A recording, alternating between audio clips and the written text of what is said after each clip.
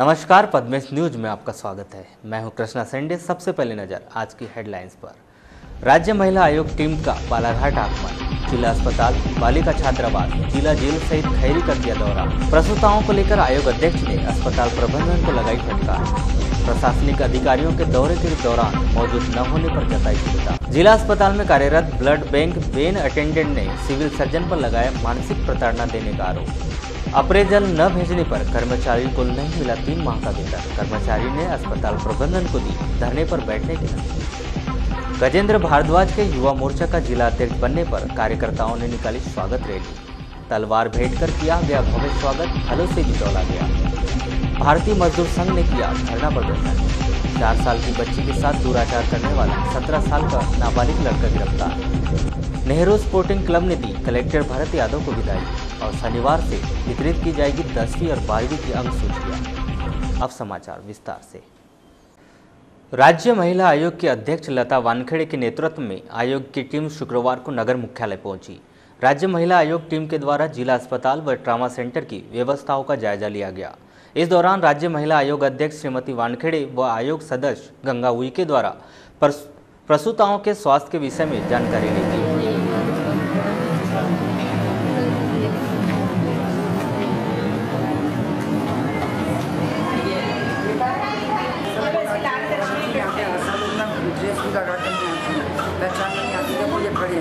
अभी कौन बचाने का आशा सबसे बड़ी दिक्कत है कि आशा लोग कब हुई था? कल हुई ये भी हुई।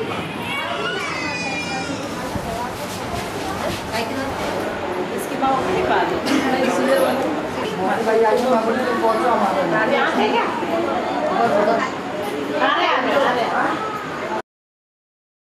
वहीं ट्रामा सेंटर में भर्ती प्रसूताओं के जमीन पर सुलाने पर ऐतराज जताते हुए ट्रामा सेंटर प्रबंधन को व्यवस्था दुरुस्त करने की हिदायत दी गई।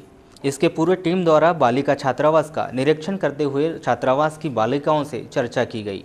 वहीं बालाघाट जेल पहुंचकर वहां की व्यवस्थाओं का जायजा लिया गया। राज्य महिला आयोग अध्यक्ष श्रीमती वानखेड़े ने बताया कि महिला आयोग की संयुक्त बेंच का आयोजन किया गया था। इसी परिप्रेक्ष्य में उनका आगमन हुआ है। वहीं खैरी विस्फोट कांड के संबंध में श्रीमती वानखेड़े ने कहा कि उन्हें इस घटना के विषय में जानकारी थी, लेकिन इस घटना में 20 महिलाओं की मौत हुई है, यह जानकारी पत्रकारों से प्राप्त हुई है। वे मौके पर पहुंचकर परिजनों से मिलेंगी। डिलीवरी वाली महिलाएं वैसे भी उनको नीचे नहीं सुलाया जाता है, तो वो व्यवस्था बनाने हेतु हमने निर्देश दिए हैं। बाकी पटाखा विस्फोट से 37 लोगों की मौत हो गई है। क्या ये प्रकरण को महिला आयोग ने अपने इसमें लिया है संज्ञान में, या कोई एक्शन लिया जा रहा है आपकी ओर से? देखिए, महिलाएं थी क्या? जी, अधिकतर महिलाएं थी। 20 महिलाएं हैं, उसमें मौत हुई है उनकी। अच्छा, तो मैं अभी आयोग उसके बाद बेंच के बाद अपन देखते हैं। मौत हुई है बिल्कुल, उसको मैं संज्ञान में लेती हूँ, कलेक्टर से बात करती हूँ और हम वहाँ अभी तो नहीं, लेकिन बेंच के बाद वहाँ का निरीक्षण। फिलहाल में आपके संज्ञान में नहीं आया मामला? हमारे संज्ञान में नहीं आया। निरीक्षण के पश्चात महिला आयोग की संयुक्त बेंच द्वारा नगर के सर्किट हाउस में विभिन्न प्रकरणों की सुनवाई कर उनका त्वरित निराकरण किया गया। वहीं इस संबंध में उन्होंने बताया कि कुल 25 प्रकरण थे, जिनमें से 18 प्रकरणों पर सुनवाई की गई और 11 प्रकरणों को आपसी सहमति से निपटाया गया। इन प्रकरणों की सुनवाई के बाद राज्य महिला आयोग के अध्यक्ष श्री वानखेड़े ने अपनी टीम के साथ खैरी पहुंचकर खैरी विस्फोट कांड के पीड़ितों से मुलाकात की। राज्य महिला आयोग का यह प्रयास है कि महिलाओं को समय रहते न्याय मिले। इस मंशा से ग्राम स्तर पर शक्ति समिति का गठन किया जा रहा है, जिसमें ग्राम के पंच, सरपंच, आशा कार्यकर्ता, आंगनवाड़ी कार्यकर्ता व किशोरी बालिकाएं होगी। यह समिति छोटे मामलों को ग्राम स्तर पर ही सुलझाएगी। यदि कोई बड़ा मामला होता है तो वो आयोग उसे संज्ञान में लेकर उचित कार्रवाई करेगा।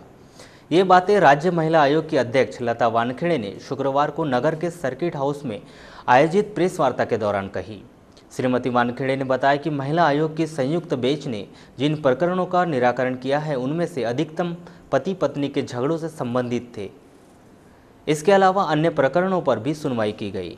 आयोग के 25 प्रकरण लेकर आए थे।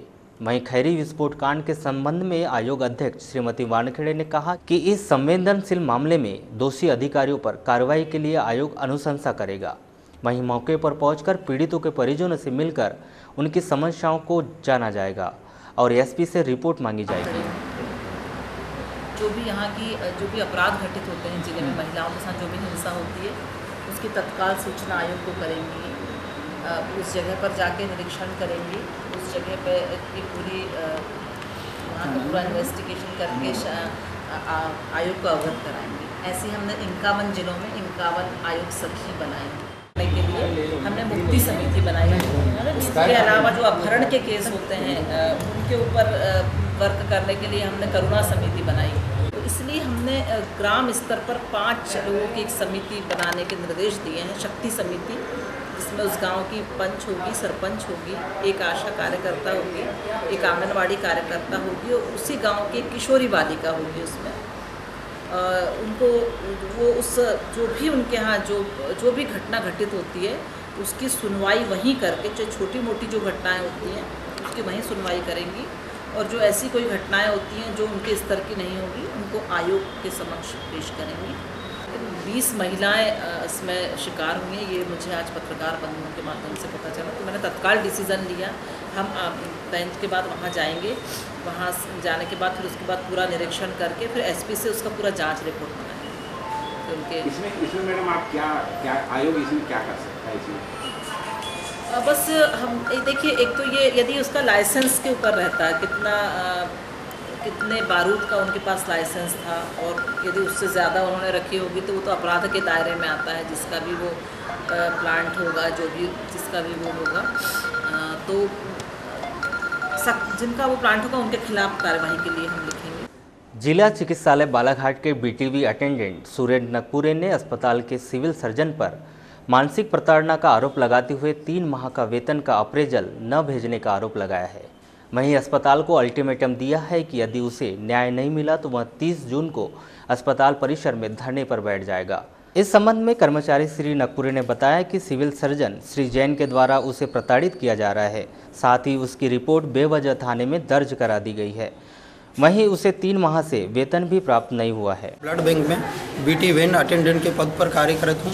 6 से 7 वर्ष हो चुका है, संविदा नियुक्ति है। जो साल भर का मूल्यांकन अप्रेजल बोलते हैं, वो हर संविदा कर्मचारियों का अप्रेजल भोपाल को भिजवाया जाता है, जिनके कारण सारे कर्मचारियों का अप्रेजल भर चुका है। फिर मेरा 8 से 10 दिन बाद हुआ, मैंने पूछा कि सर मेरा अप्रेजल क्यों नहीं भिजवाया गया, तो सर ने बोला कि ठीक है बेटा कल कर देंगे। इस तरीके से 8 से 10 दिन मैं लगातार गया।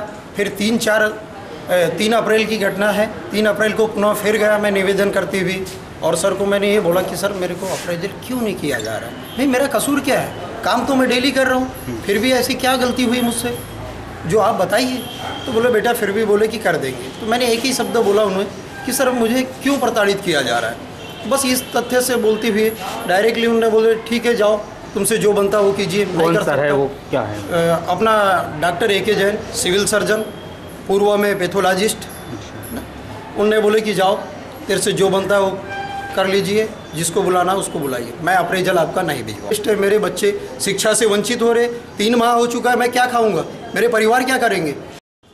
वहीं दूरभाष पर चर्चा के दौरान सिविल सर्जन श्री जैन ने बताया कि कर्मचारी सुरेंद्र नकपुरे द्वारा अप्रेजल संबंधी प्रक्रिया विभागीय तौर पर नहीं अपनाई गई थी, जिसके कारण उसका अप्रेजल नहीं भेजा गया। वहीं सुरेंद्र नकपुरे द्वारा सभी कर्मचारियों की मौजूदगी में 3 अप्रैल को उनके साथ अभद्रता की गई थी, जिसकी विभागीय जांच चल रही है।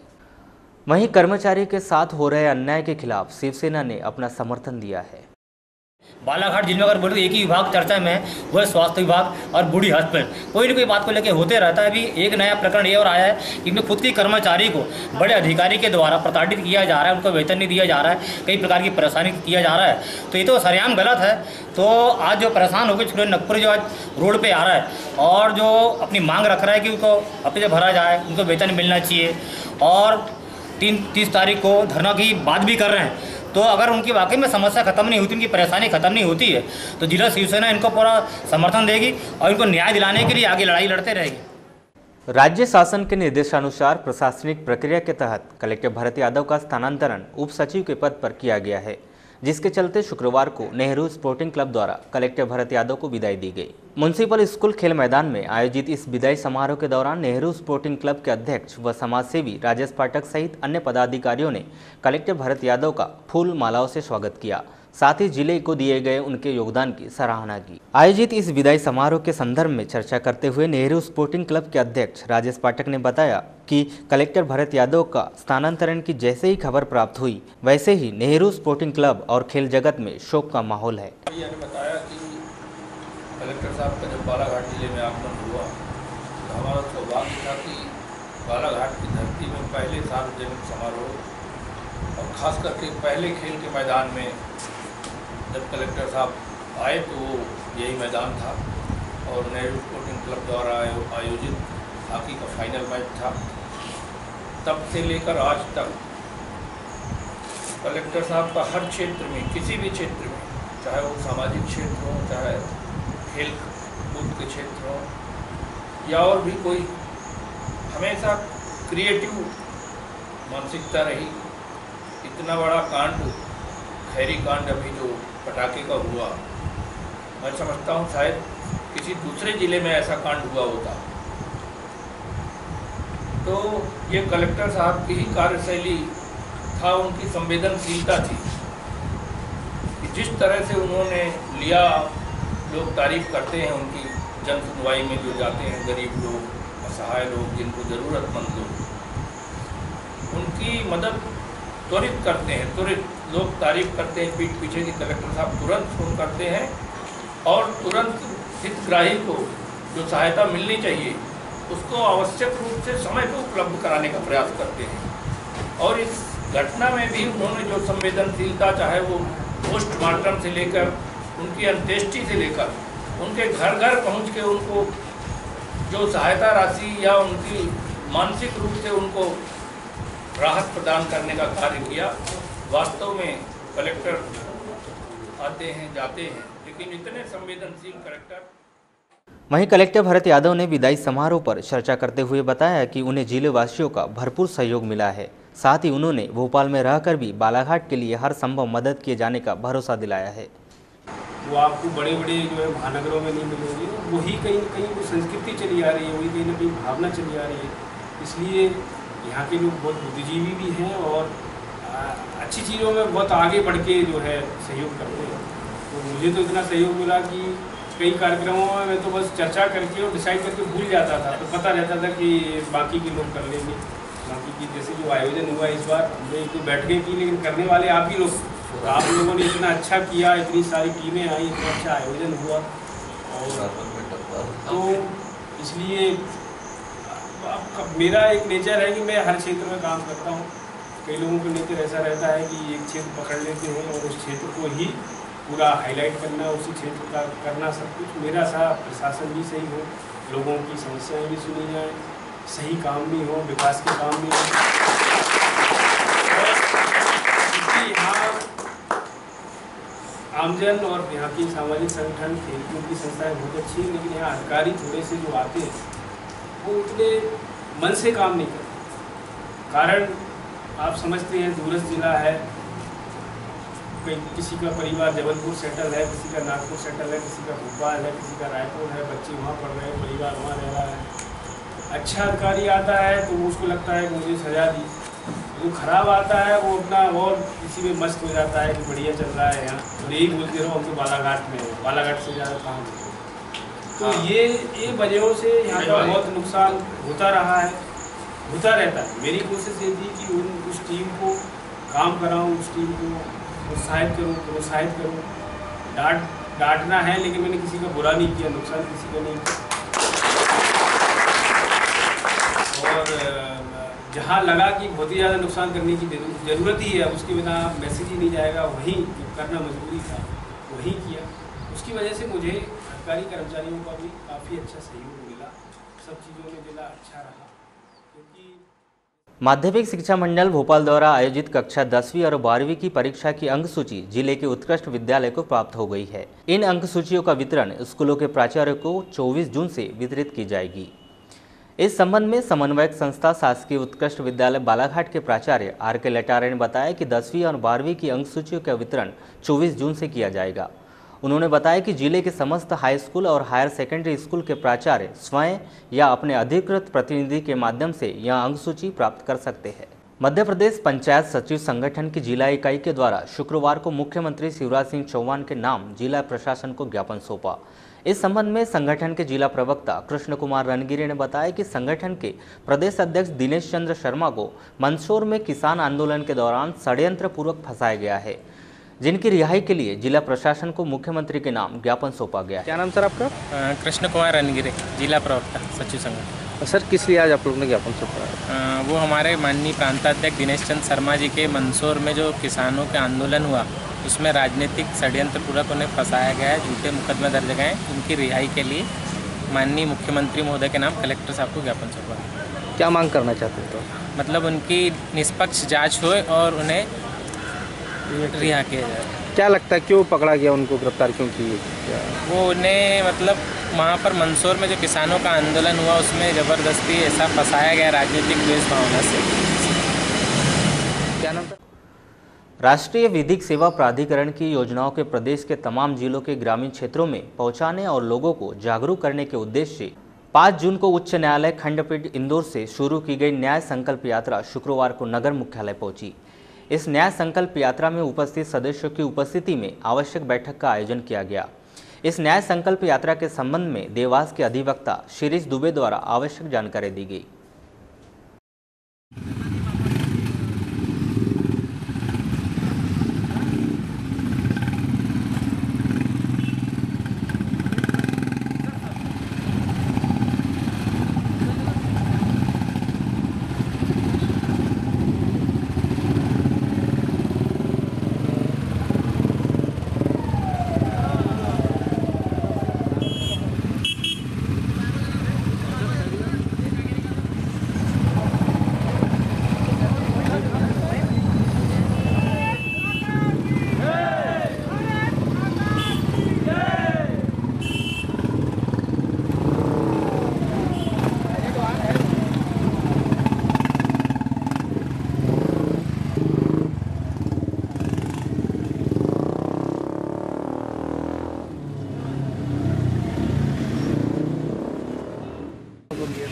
सर आपका पूरा परिचय?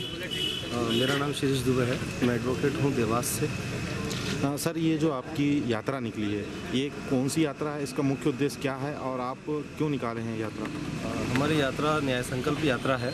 ये 5 जून को माननीय उच्च न्यायालय खंडपीठ इंदौर से शुरू हुई थी और ये पूरे मध्य प्रदेश के 36 जिलों को कनेक्ट करके देवास में इसका समापन होगा।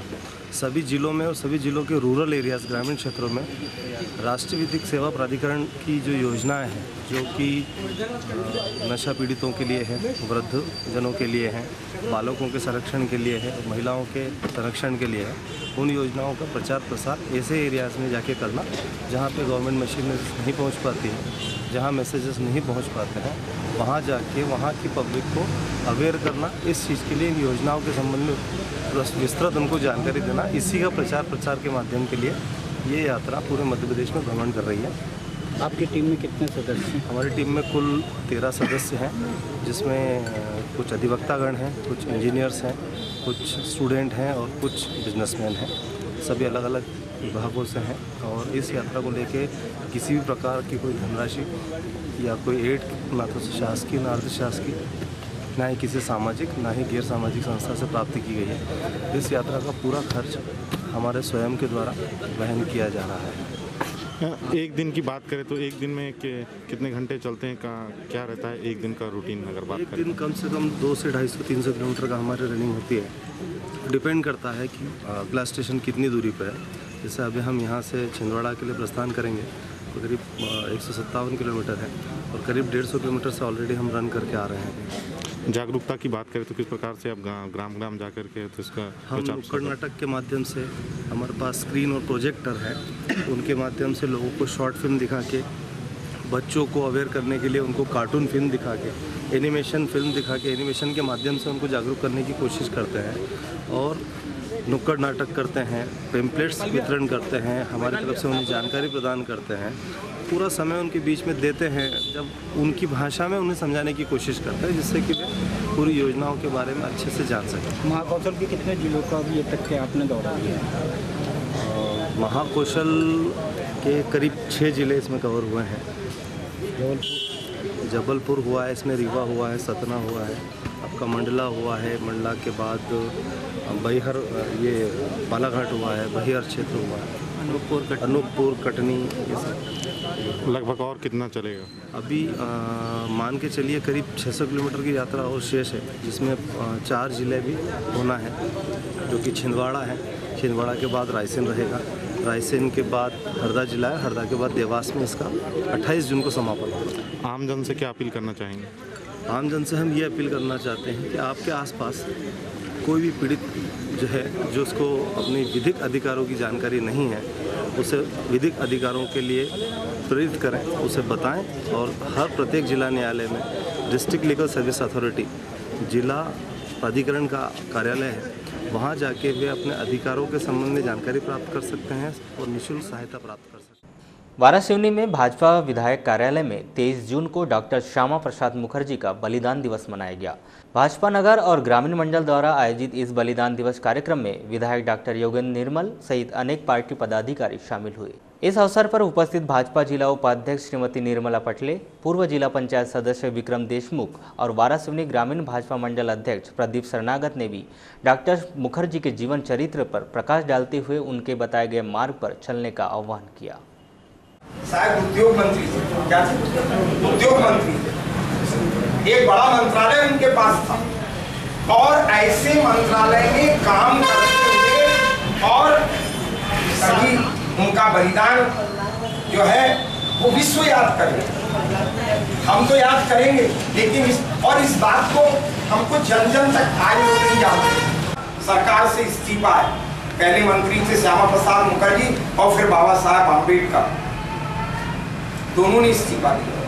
और मैं तो एक बात कहना चाहता हूँ, आज देश को अगर कोई दिशा मिल रही है बंधुओं, देखो श्यामा प्रसाद मुखर्जी और दीनदयाल उपाध्याय, ये दो नेता ऐसे हैं, ये अद्वितीय नेता हैं। इसको हमको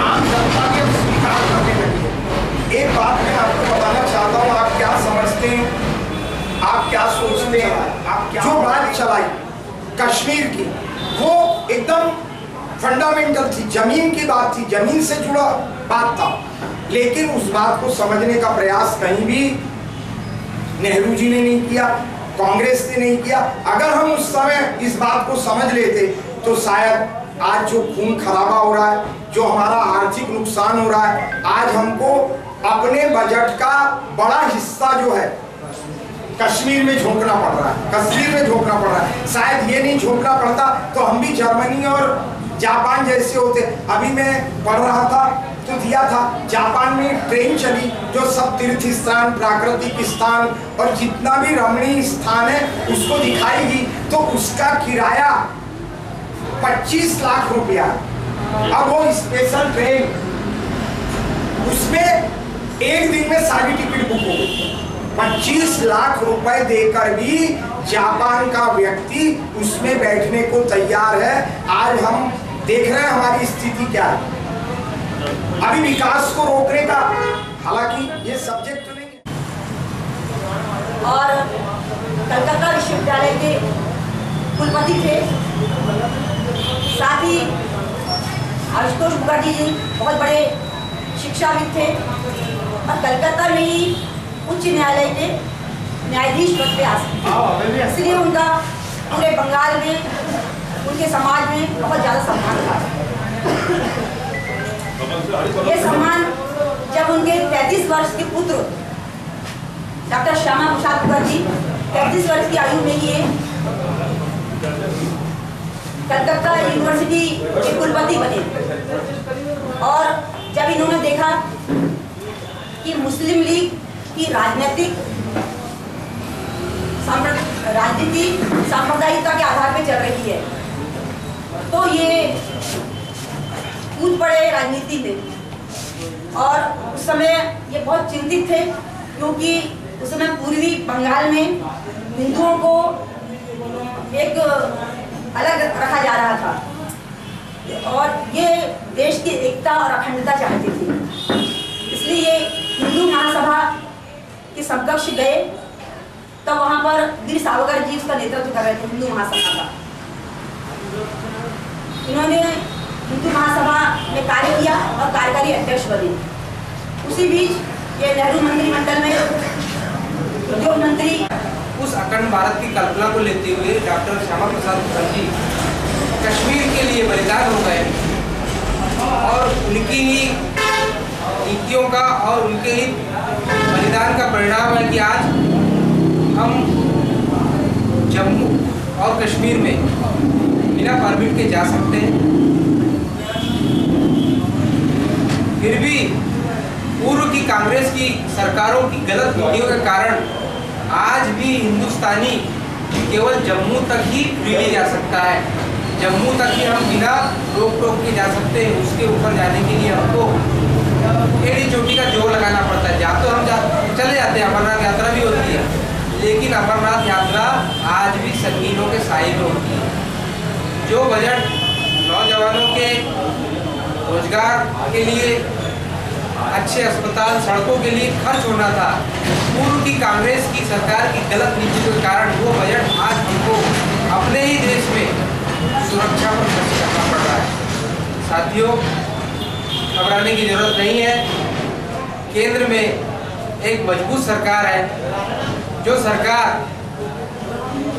कश्मीर को लेकर किसी भी किस्म का, चाहे वो यूएन ही क्यों ना हो, अभी बीच में यूएन ने कश्मीर को लेकर भारत और पाकिस्तान में बात करने की बात की, लेकिन हमारी विदेश मंत्री सुषमा स्वराज ने 2 टूक शब्दों में यूनाइटेड नेशन को जवाब दे दिया कि कश्मीर, पूरा कश्मीर, पाक ऑक्यूपाइड कश्मीर और हमारा कश्मीर, पूरा कश्मीर भारत का है और इस पर किसी भी किस्म की तीसरे पक्ष का हस्तक्षेप बर्दाश्त नहीं किया जाएगा। वो भारत का अभिन्न अंग है।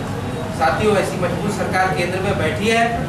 निश्चित ही शीघ्र ही कश्मीर समस्या का समाधान निकाला जाएगा, ऐसी हम कामना करते हैं। साथियों, इसी बलिदान को याद करने के लिए आज का ये लालबर्रा से 13 किलोमीटर दूर ग्राम कंजई में स्थित जामा मस्जिद में 22 जून को ग्राम की सरपंच श्रीमती कामिनी आनंद बिसेन द्वारा रोजा अफ्तार का आयोजन किया गया। इसमें बड़ी संख्या में रोजेदारों के अलावा गणमान्य लोग भी शामिल हुए। पावन अवसर पर इकट्ठे हुए हैं। सबसे पहले मैं अल्लाह ताला से यही दुआ करता हूँ, आप सबका इस्तकबाल करते हुए, आप सबको सबके कदर की मुबारकबाद देते हुए कि अल्लाह ताला सबके जीवन में रहम करम बनाए रखे। आप सबका, हम सबका, पूरे गांव का, सभी का जीवन अच्छा हो, सबके व्यापार, काम धंधे, रोजे अच्छे चले, रोजी रोटी अच्छी चले। हम सब मिलकर के क्योंकि कौमी एकता का मिसाल हम कायम करते हैं। आप सब ने जो विश्वास और जो आशीर्वाद इंशाअल्लाह अल्लाह ताला के रहम करम से हम पे जताया है, हम उस पे खरा उतरने का प्रयास कर रहे हैं।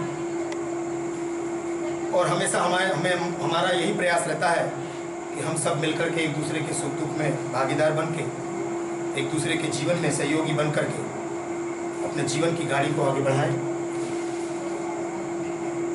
आज प्रदेश में जो किसानों के ऊपर, जो गरीब मजदूर के ऊपर जो आफत आन पड़ी है, इस हमारे ईद उल फितर के जो हमारे रोजे चल रहे हैं और लगभग 3-4 दिनों के बाद जो हमारी ईद, मीठी ईद होने वाली है, उसमें हमारा अल्लाह ताला से यही दुआ रहेगा और हम यही दुआ करते हैं कि सबके जीवन में खुशहाली बरकरार रखें, सब खुश रहें, सब प्रसन्न रहें, सबके काम अच्छे चलें।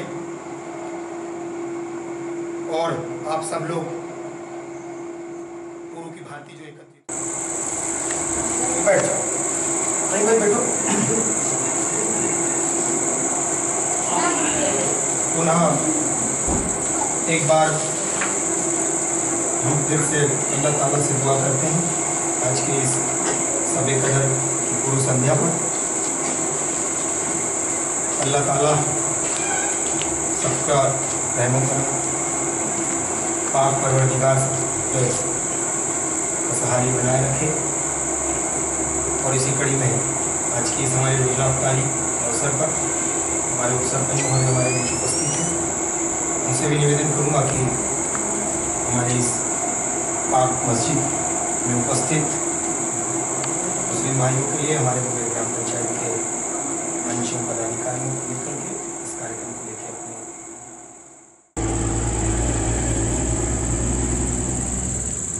लाइट ऑन करके रखें और रुकिए 1 मिनट, बहुत खतरनाक प्लेस है। हो गया 1 मिनट भैया कुछ कर रहे हैं।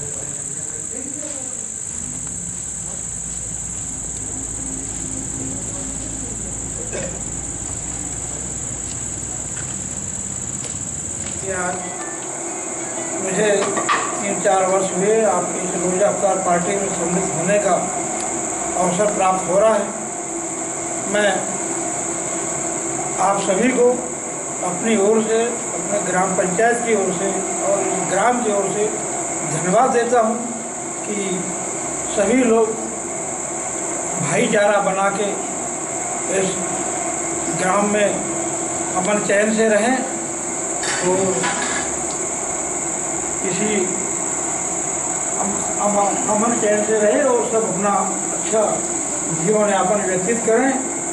मैं आपके उज्ज्वल भविष्य की कामना करता हूं और इस रोजा अफ्तार पार्टी में आपने जो सहयोग प्रदान किया, जिस तरीके से आपने इस पार्टी को संपन्न किया, इसलिए आप सभी धन्यवाद के पात्र हैं। और मुस्लिम भाई हम सब की तरफ से शुक्रिया अदा करते हैं कि इस पाक रमज़ान के महीने की सभी रात के उपलक्ष्य में जो रोज़ा अफ्तार करवाए और सबको रोज़ा अफ्तार में नाश्ता करवाए। ऐसे ही हमारा सब भाइयों का, मुस्लिम भाइयों का और दीगर गैर मुस्लिम भाइयों का भाईचारा बना रहे, यही हमारी दुआ है और यही हमारी कामना है। न्यूनतम वेतनमान दिए जाने, सामाजिक सुरक्षा व बीमा आदि का लाभ दिए जाने की मांग को लेकर भारतीय मजदूर संघ द्वारा कालीपुतली चौक में धरना प्रदर्शन किया गया, जिसमें मजदूरों से जुड़े सभी मुद्दों पर चर्चा करते हुए मजदूरों को शासन से मिलने वाली सभी सुविधाएं दिए जाने की गुहार लगाई गई। साथ ही अपनी विभिन्न मांगों को जल्द से जल्द पूरा किए जाने की मांग को लेकर जिला मजदूर संघ ने एक रैली निकालकर कलेक्टर भरत यादव को एक ज्ञापन सौंपा गया है, जिसमें मजदूरों को न्यूनतम वेतन दिए जाने, पीएफ, बीमा और पेंशन का लाभ दिए जाने सहित सामाजिक सुरक्षा प्रदान करने की गुहार लगाई गई है। इसके अलावा जिला मजदूर संघ ने खैरी विस्फोट मामले में मृतक के परिवारों को 10-10 लाख रुपए की सहायता प्रदान करने और मामले की जांच कर दोषियों पर कड़ी कार्रवाई किए जाने की मांग की है। धरना प्रदर्शन और कलेक्ट्रेट में सौंपे गए इस ज्ञापन पर चर्चा करते हुए भारतीय मजदूर संघ के जिला अध्यक्ष राजेश वर्मा ने चर्चा के दौरान बताया कि कानपुर में हुए भारतीय मजदूर संघ के अधिवेशन में प्रधानमंत्री नरेंद्र मोदी और केंद्रीय श्रम मंत्री बंगारू दत्तात्रेय ने मजदूरों को सामाजिक सुरक्षा देने, आशा कार्यकर्ताओं को और रसोइयों को 5,000 रुपये का मानदेय देने सहित सुविधाएं देने का आश्वासन दिया था, लेकिन अब तक इन आश्वासनों को पूरा नहीं किया गया है। उन्होंने मजदूरों से जुड़ी सभी मांगें पूरी न करने पर वर्ष 2018 में होने वाले चुनाव में सरकार का विरोध करने की चेतावनी दी है। आज भारतीय मजदूर संघ के राष्ट्रीय आह्वान पर आज पूरे संपूर्ण देश में जिला स्तर पर एक प्रदर्शन का आयोजन है और इस प्रदर्शन के माध्यम से हम मध्य प्रदेश शासन को और केंद्र शासन को ये हमारी चेतावनी रैली है, ये चेतावनी संदेश है हमारा कि मध्य प्रदेश जो केंद्र शासन के जो मजदूरों जो हैं उनको न्यूनतम वेतन दिया जाना चाहिए, लेकिन न्यूनतम वेतन नहीं दिया जा रहा है। उनको सामाजिक सुरक्षा दिया जाना चाहिए और नहीं दी जा रही है। पेंशन बीमा का लाभ दिया जाना चाहिए, नहीं दे रहा है। इन प्रमुख मांगों को लेकर संपूर्ण क्षेत्रों में, चाहे वो औद्योगिक संस्थान हो, प्राइवेट संस्थान हो या फिर आशा कार्यकर्ताएँ हों, आंगनबाड़ी कार्यकर्ताएँ हों, स्व सहायता समूह की रसोइया हैं, ग्रामीण पंचायत में काम करने वाले कर्मचारी हैं, हमाल हैं, मजदूर हैं, जो ये और अन्य क्षेत्रों में जो हमारे मजदूर जो काम करते हैं, सबसे पहली बात यह है कि उनको सामाजिक सुरक्षा नहीं दी जा रही। हमारी ये मांग है सामाजिक सुरक्षा दी जाए उनको। अभी 22 से 23, 24 तारीख को कानपुर में हमारे भारतीय मजदूर संघ के राष्ट्रीय अधिवेशन में माननीय प्रधानमंत्री जी ने और माननीय केंद्रीय मंत्री श्रम मंत्री बंगारू दत्तात्रेय ने भारतीय मजदूर संघ के अधिवेशन में इस बात का आश्वासन दिया था कि हम भारत के मजदूरों के प्रति जो है वो हम शीघ्रता सामाजिक सुरक्षा लाने के लिए हम प्रतिबद्ध हैं और जो है आशा कार्यकर्ता और रसोइयों को 5,000 मानदेय देने के लिए भी हम आश्वस्त हैं। लेकिन अभी तक किसी प्रकार का कोई आदेश जो है मध्य प्रदेश शासन और केंद्र शासन द्वारा अभी तक आदेश जारी नहीं किया गया है। हमारे हमाल मजदूर हैं हमारे और अन्य औद्योगिक संस्थान हैं, वहाँ पे किसी प्रकार का कोई 1,000 रुपये में काम करा रहा है, कोई 2,000 रुपये में काम करा रहा है। केंद्र शासन के स्पष्ट नियम है कि अगर मान लो केंद्र शासन और मध्य प्रदेश शासन के अधीन अगर मान लो किसी भी क्षेत्र में अगर मान लो कोई मजदूर काम करता है तो उनको न्यूनतम वेतन देना ही है। रामपाली क्षेत्र के ग्राम भंडारा में एक महिला के दहेज में मोटरसाइकिल और 1 लाख रुपए नहीं मिलने पर उसके पति ने मारपीट कर घर से निकाल दिया। दहेज प्रताड़ना के इस मामले में पुलिस ने कविता नकपुरे के पति शिव प्रसाद नकपुरे, सास इंदिरा नकपुरे और ननद देवेश्वरी नकपुरे के खिलाफ अपराध दर्ज किया है। तहसील खैरलांजी के अंतर्गत आने वाले ग्राम भोरगढ़ में तथागत गौतम बुद्ध की प्रतिमा को क्षति पहुंचाने का एक मामला सामने आया था। ग्राम के बौद्ध अनुयायियों ने उक्त घटना को अंजाम दिए जाने का आरोप ग्रामीण वीरन उर्फ वीरेंद्र भंडारकर पर लगाते हुए उन्हें कड़ी सजा दिए जाने की मांग की थी। इसी मामले में ग्रामीण वीरू भंडारकर ने अपने ऊपर लगे सभी आरोपों का खंडन करते हुए इसे एक राजनीतिक विरोध बताया है। साथ ही एसपी कार्यालय में एक ज्ञापन सौंपकर सर्वधर्म एक समान की बात कही है। मामले के संदर्भ में जानकारी देते हुए ग्रामीण वीरू भंडारकर ने चर्चा के दौरान बताया कि उनके स्वामित्व वाली भूमि पर कुछ लोगों द्वारा मूर्ति स्थापित की गई थी, जिसका केस न्यायालय में चल रहा है और माननीय न्यायालय ने उनके पक्ष में फैसला सुनाया है। बावजूद इसके भी कुछ लोग उन पर आरोप प्रत्यारोप कर रहे हैं। वीरेंद्र भंडारकर, ग्राम भोरगढ़, तहसील खैरलाइन, जिला बालाघाट का मैं निवासी हूँ। वो मेरे राजनीतिक विरोधी लोग और मेरे साथ आए दिन इस टाइप से हरकत करते रहते हैं। मैं किसी भी धर्म का अपमान नहीं करना चाहता, सभी धर्म एक समान है और ये लोग ज़बरदस्ती अनायास मेरे ऊपर अनर्गल आरोप लगाते जा रहे हैं। इस संबंध में आदरणीय श्रीमान बारपेटी जी के न्यायालय द्वारा पहले ही निर्णय कर दिया गया है कि इसमें किसी प्रकार की कोई मूर्ति नहीं है और कोई बुद्ध विहार नहीं है। ये ज़बरदस्ती मेरी ज़मीन पे मेरा जहाँ कारखाना मेरा घर स्थापित है वहाँ पर ये मूर्ति रखना चाहते हैं और ये धार्मिक दंगे भड़काने की कोशिश कर रहे हैं लोग। तो इसके पूर्व भी ऐसा कुछ हो चुका है क्या? हाँ, ऐसा हो चुका है। 3-3, 4-4 केस चले, सब में मैं सबकी कॉपी मेरे पास है, मेरे पक्ष में निर्णय आया है और ये लोग अनर्गल आरोप लगा के और ज़बरदस्ती मेरे पे केस दायर करना चाहते हैं। तो सर आपके ऊपर क्यों? बाकी ये क्या है, राजनीति से जुड़े लोग हैं और उनकी एक मानसिकता थी कि हम बौद्ध धर्म के लोग हैं, यहाँ हिंदू धर्म का आदमी नहीं होना चाहिए हमारे मोहल्ले में, ऐसी उनकी सोच है। ठीक है, आपका नाम और? वीरेंद्र भंडारकर। ग्राम गर्रा में एक 17 साल के नाबालिग लड़के ने पड़ोस में रहने वाली 4 साल की लड़की के साथ दुष्कर्म किए जाने का मामला सामने आया है। आरोपी लड़के को गिरफ्तार कर लिया गया है। इस नाबालिग लड़के ने 22 जून की दोपहर 3 बजे इस लड़की को किसी बहाने से अपने घर के बाजू वाले खाली कमरे में ले जाकर उससे दुराचार किया। घर के सामने खेल रही यह 4 साल की लड़की जब काफ़ी देर तक नहीं दिखी तब उसकी मां उसे खोजने निकली तो लड़की रोते हुई आई और घटना की जानकारी दी। पुलिस ने आरोपी लड़के को गिरफ्तार कर अदालत में पेश किया गया। यहां से उसे बाल सुधार गृह सिवनी भेजा जा रहा है। कल शाम को थाना वारासिवनी में एक सूचना मिली थी कि एक 4 साल की बच्ची के साथ में पड़ोस के ही रहने वाले एक युवक द्वारा अवैधानिक कृत्य किया गया, जिस पर से थाना वारासिवनी में धारा 376 के तहत मुकदमा दर्ज किया गया और आरोपी को शीघ्र कस्टडी में लेकर के पूछताछ की गई तो उसके द्वारा जुर्म करना स्वीकार किया गया, जिस पर से उसको गिरफ्तार किया गया है और माननीय न्यायालय पेश किया जा रहा है। सर अभी बच्ची की हालत कैसी है सर? अभी बच्ची को हॉस्पिटलाइज किया गया है लेकिन बच्ची की हालत में सुधार है और ठीक है। बरसात के शुरुआती दिनों में हल्की फुल्की बारिश से ही शहर के कई इलाकों की नालियां ओवरफ्लो होने लगी है, जिसके चलते शहर के कई निचले इलाकों में नालियों का गंदा पानी लोगों के घरों में घुसने लगा है, जिसके चलते परिसर वासियों को आवागमन करने में काफ़ी दिक्कतों का सामना करना पड़ रहा है। शहर के वार्ड नंबर 10, 11, 3 और 8 में भी इस समस्या से अछूता नहीं है, जहां के वार्ड वासियों ने नालियों का निर्माण कराए जाने, नालियों की निरंतर साफ सफाई किए जाने व पानी निकासी की व्यवस्था किए जाने की गुहार नगर पालिका से लगाई है। मामले के संदर्भ में जानकारी देते हुए वार्ड नंबर 3 निवासी मनीष सिमोदे ने चर्चा के दौरान बताया कि उनके वार्ड में पानी निकासी की यह समस्या लगभग 2.5 साल से चली आ रही है, लेकिन अब तक इस समस्या का कोई निदान नहीं निकाला गया है।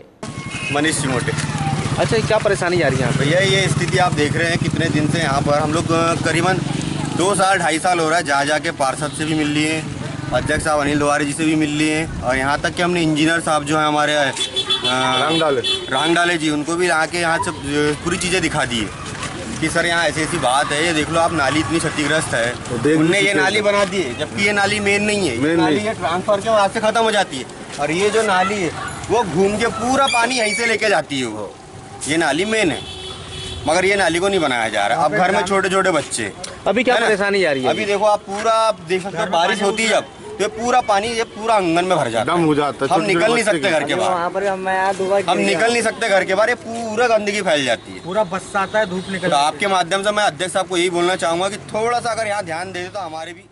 वहीं अन्य वार्डवासियों ने भी पानी निकासी की समस्या से निजात दिलाए जाने की गुहार लगाई। शिवनु श्रीवास्तव। हाँ बताओ क्या परेशानी आ रही है? हमारे मोहल्ले में घर के बाजू पूरा डबरा भर गया, जाओ तो सांप चलते साथ में, डर के हमारे छोटे छोटे बच्चे वहाँ खेलते कूदते, कुछ हो जाए कुछ। अच्छा, ये स्थिति किस वजह से बनी है? ये क्या वो रोड नहीं बन पा रही है वहाँ पे, इधर ऊंची रोड हो गई है, उधर डाउन हो गया, तो डाउन अस्पताल का पानी हमारे मोहल्ले में आता है। और ये नालियों की भी परेशानी? नालियों में छोटी छोटी नालियाँ बहुत टूट चुकी है, जिस वजह से पूरा पानी बराबर नहीं जा पा रहा, पूरा बाहर आ जाता है, रोड में आते छोटे बच्चे चलते हैं, सांप बिच्छू का बहुत मामला, किसी को काटते कुछ हो जाए, यहाँ पर जान हानि की नुकसान हो सकता है किसी को, और वहाँ पर इतनी जाम हो चुकी है। मेरा नाम योगेश शिमोले है। क्या दिक्कतें जा रही है अभी यहाँ पे? बस हर साल यही है, बस पानी का रोना, जब भी पानी देखो तो निकलता ही नहीं, निकासी नहीं हो पा रही है यहाँ पे। जब भी अध्यक्ष महोदय को बोलो या पार्षद महोदय को बोलो तो यही बोला जाता है कि बस 2-3 दिन में लड़के आ जाएंगे, काम कर देंगे। आज भी 2 बार मैंने कंप्लेंट डाला हूँ मेरे घर के सामने। आज मेरे घर का वास्तु के, मेरे घर पर छोटा सा कार्यक्रम कर रहा हूँ, उसके बावजूद भी मेरे घर के सामने इतना गंदा कचरा पड़ा हुआ है, निकासी नहीं हो पा रही है, नाली नहीं बन पा रही है, एक साइड की वन साइड की टूट गई है। क्या कहते हैं पार्षद आपके? मामले के संदर्भ में जानकारी देते हुए मुख्य नगर पालिका अधिकारी गजानन नाफड़े ने चर्चा के दौरान बताया कि लोगों ने नाली व पानी निकासी की जगह मिट्टी डाल रखी है, जिसके चलते नगर पालिका द्वारा संबंधित लोगों को नोटिस जारी कर नाली निर्माण के लिए जगह मांगी गई है। साथ ही जल्द से जल्द जेसीबी द्वारा नाली की सफाई कर पानी निकासी की व्यवस्था को सुचारू किया जाएगा। वार्ड नंबर 3 में आप जहाँ बता रहे हैं वहाँ पे जानकारी मिली, जहाँ से पानी जाता था प्लाटों में लोगों ने मिट्टी डालकर भरण कर दिया था, तो उस वजह से कुछ जगह पानी रुका था।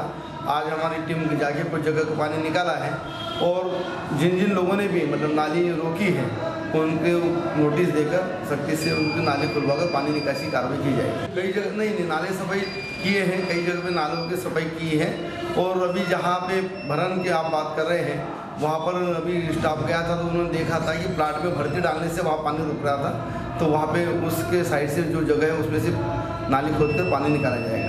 सर, नागरिकों का आरोप यह है कि कई बार शिकायतें कर चुके हैं, 2-2.5 साल हो गए उन लोग शिकायतें कर रहे हैं, कुछ समझ में नहीं आ रहा है। नहीं, पानी पिछले साल भी निकला था, अभी इस बार तो अभी आदमी जाकर स्वयं आज भी कुछ पानी निकाला है, कल शाम को निकाला था, और अभी JCB plant. Doctor Shyama Prasad Mukherjee का बलिदान दिवस 23 जून को भाजपा के जिला कार्यालय में आयोजित किया गया। भाजपा महिला मोर्चा की प्रदेश अध्यक्ष श्रीमती लता एलकर, पूर्व जिला अध्यक्ष पूरण कुमार अडवाणी, नगरपालिका अध्यक्ष अनिल कुमार धुवारे की प्रमुख उपस्थिति में हुए इस बलिदान दिवस कार्यक्रम में डॉक्टर मुखर्जी के बलिदानों को याद किया गया। भारतीय जनता पार्टी के संस्थापक डॉक्टर श्यामा प्रसाद मुखर्जी का बलिदान दिवस है, और आज हमारा है आज जो कश्मीर को हम भारत के अखंड भारत के साथ चल रहे हैं, देख रहे हैं, उनके इस बात का कारण है डॉक्टर श्यामा प्रसाद मुखर्जी का बलिदान। डॉक्टर श्यामा प्रसाद मुखर्जी बेंगौर में जन्मे, और उन्होंने लंदन में जाकर के बैरिस्टर की बात की, वकालत पास की, और बैरिस्टर करके कलकत्ता हाईकोर्ट में उन्होंने, लेकिन उनके हृदय में शुरू से ही राष्ट्रवाद की विचारधारा पहले थी। इसके बाद जिला भाजपा कार्यालय से एक रैली निकाली गई। भारतीय जनता युवा मोर्चा का जिला अध्यक्ष गजेंद्र भारद्वाज को बनाए जाने की खुशी में यह रैली निकाली गई। यह स्वागत रैली नगर के विभिन्न मार्गों का भ्रमण करते हुए काली पुतली चौक पहुंची। इस अवसर पर नए अध्यक्ष गजेंद्र भारद्वाज को फलों से तौला गया, वहीं तलवार भेंट कर उनका स्वागत भी किया गया।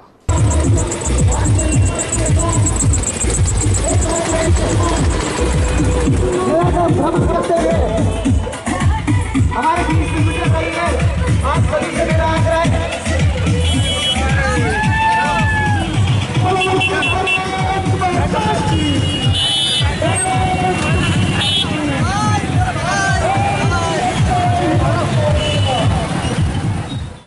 मीडिया से चर्चा करते हुए श्री भारद्वाज ने कहा कि वे जिले के सभी 17 मंडलों का दौरा कर कार्यकारिणी का गठन करेगी। भारतीय जनता पार्टी और भारत देश के इतिहास के लिए एक ऐसा दिन है जो भूलने जिसे कोई नहीं भूल सकता। आज भारतीय जनता पार्टी की स्थापना करने वाले संस्थापक सदस्यों में हमारे डॉक्टर श्यामा प्रसाद मुखर्जी का बलिदान दिवस है, जिन्होंने अपना बलिदान भारत की एकता और अखंडता के लिए दिया था, जिन्होंने अपना बलिदान आजादी के बाद जिन्होंने सबसे पहला बलिदान दिया था भारत देश के लिए, वो हमारे डॉक्टर श्यामा प्रसाद मुखर्जी हैं। आज उनका बलिदान दिवस है और उनके बलिदान दिवस कभी व्यर्थ नहीं गया है। उनके बलिदान दिवस जो हुआ था उसको लेते हुए भारतीय जनता पार्टी 2 सांसदों से लेके आज भारत देश में सर्वशक्तिमान प्रधानमंत्री के रूप में हमारे नरेंद्र मोदी जी विद्यमान हुए हैं, प्रदेश में हमारे शिवराज जी विद्यमान हुए हैं। और आप सभी से मैं ये कहना चाहूंगा कि इतिहास को कनकी हाई स्कूल के कक्षा 12वीं के छात्रों ने शुक्रवार को जिला मुख्यालय पहुंचकर जिला शिक्षा अधिकारी को ज्ञापन सौंपा।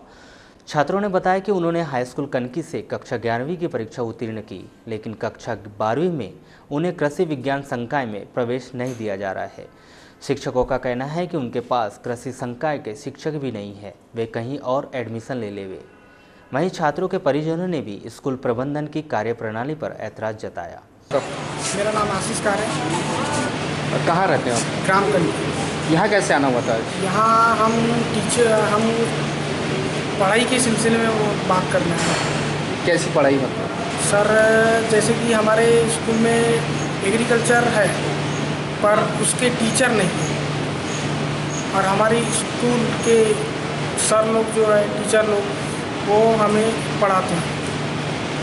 तो क्या चाहते हैं आप लोग? हम चाहते हैं कि हमें अदर टीचर ना पढ़ाए, हमें हमारे विषय के टीचर पढ़ाए। क्या नाम है आपका? माय नेम इज़ कुमारी आंचल बटी। कहाँ रहती हो? कनकी।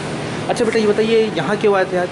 यहाँ पे 9वीं से लेकर 10वीं तक की वहीं पे पढ़ाया गया। 11वीं में सब्जेक्ट एजी लेकर पढ़े और 12वीं में एडमिशन नहीं हो पा रहा है, टीचर्स नहीं है। कहाँ कौन से स्कूल की बात है? High school. कौन सा गाँव? कनकी। कनकी। तो एडमिशन क्यों नहीं दिया जा रहा है 12th में? टीचर्स नहीं है वहाँ पे। तो 12th की पढ़ाई कर रही हैं? Yes sir. क्यों टीचर नहीं है बोल रहे हैं, क्या वजह लगती है आपको? लेंडेचरी में टीचर है एग्रीकल्चर के, वहाँ पे जाओ बोल रहे हैं, वहाँ पे गिनती की 3 बच्चे और बाकी बच्चे यहीं पे कनकी में। और कनकी स्कूल में एडमिशन नहीं दिया जा रहा? नहीं दिया जा रहा। और फॉर्म लेने जाते एडमिशन का तो टीसी निकाल लो बोले। कौन कहता है ऐसा? वहाँ के टीचर्स लोग। टीचर लोग। तो मगर कब से ये दिक्कतें आ रही है कि वहाँ पे 11वीं में ही नहीं लिया जा रहा था, पर ले लिए थे और हमसे आगे जो भैया दीदी लोगों ने पढ़े उनका पढ़ के हो गया। श्री डी राम कारे। कहाँ रहते हैं? ग्राम कनकी। अच्छा ये सभी आपके गांव के बच्चे हैं? जी जी जी, कुछ और भी गाँव के बच्चे हैं, स्कूली बच्चे हैं ये। अच्छा क्यों आना हुआ था आपको? परेशानी ये है कि एग्रीकल्चर विषय को लेकर पढ़ाई चालू है, जिसमें इस वर्ष कनकी हाई स्कूल में एग्रीकल्चर का विषय के लिए एडमिशन नहीं लिया जा रहा है। बताया जा रहा है शिक्षकों के द्वारा कि शिक्षकों की कमी है, हम लोग नहीं पढ़ा पाएंगे, आप लोग दूसरे स्कूल में जाके एडमिशन करा लीजिए। अच्छा कब से कमी आ रही थी शिक्षकों की? मेरा बच्चा इसी वर्ष 11वीं पास करके 12वीं में गया है। मेरे को पिछले वर्ष तो ऐसी नहीं लगी स्थिति की कमी हो रही है, लेकिन इस वर्ष लगने लगा कि एडमिशन नहीं दिया जा रहा है, इसलिए मुझे दिक्कत हुई। इसलिए यहाँ पे क्या कहते हैं अधिकारी का? टीचर लोगों का कहना है कि आप जहाँ तक कोई एग्रीकल्चर के लिए अच्छी पढ़ाई चाहिए तो आप लेंडेजरी जाइए, वहाँ टीचर का स्टॉप है। वहीं इस मामले में प्रभारी जिला शिक्षा अधिकारी BR गेडाम ने क्या कहा, आइए जानते हैं। आपका परिचय बताया। मैं BR गेडाम योजना अधिकारी। मामला अभी संज्ञान में बच्चों ने बताया कि वहाँ एग्रीकल्चर का क्लास तो संचालित है, टीचर नहीं है। अब वो बता रहे हैं कि एग्रीकल्चर में एडमिशन नहीं ले रहे हैं, इसलिए अभी प्रभारी प्राचार्य है वहाँ, उनसे मैं चर्चा करूँगा वास्तविक स्थिति क्या, उनने एग्रीकल्चर कक्षाएँ बंद कर दी क्या कर दी, वो उसके संज्ञान में लेके ही उस पर निर्णय लूँगा। और रहा सवाल संकाय बंद करने का, तो यहाँ तो उनने अभी कोई पत्र वगैरह प्रेषित नहीं किया है, इसके लिए मैं उनसे स्पष्टीकरण मांगूंगा। सर क्या कार्रवाई करेंगे सर? इतनी बड़ी बात सामने आ रही है कि बच्चों को एडमिशन नहीं दिया जाना 12th होने के बावजूद भी। अब अंत में मुख्य समाचार एक बार फिर। राज्य महिला आयोग टीम का बालाघाट आगमन, जिला अस्पताल, बालिका छात्रावास, जिला जेल सहित खैरी का किया दौरा। प्रसूताओं को लेकर आयोग अध्यक्ष ने अस्पताल प्रबंधन को लगाई फटकार। प्रशासनिक अधिकारियों के दौरे के दौरान मौजूद न होने पर जताई चिंता। जिला अस्पताल में कार्यरत ब्लड बैंक वेन अटेंडेंट ने सिविल सर्जन पर लगाया मानसिक प्रताड़ना देने का आरोप। अप्रेजल न भेजने पर कर्मचारी को नहीं मिला 3 माह का वेतन। कर्मचारी ने अस्पताल प्रबंधन को दी धरने पर बैठने की धमकी। गजेंद्र भारद्वाज के युवा मोर्चा का जिला अध्यक्ष बनने पर कार्यकर्ताओं ने निकाली स्वागत रैली। तलवार भेंट कर किया गया भव्य स्वागत, फलों से भी तौला गया। भारतीय मजदूर संघ ने किया धरना प्रदर्शन। 4 साल की बच्ची के साथ दुराचार करने वाला 17 साल का नाबालिग लड़का गिरफ्तार। नेहरू स्पोर्टिंग क्लब ने दी कलेक्टर भरत यादव को विदाई और शनिवार से वितरित की जाएगी 10वीं और 12वीं की अंक सूचियाँ। तो ये था पद्मेश न्यूज का आज का अंक। अगले अंक के साथ फिर से होगी आपसे मुलाकात। तब तक के लिए दीजिए इजाजत। नमस्कार।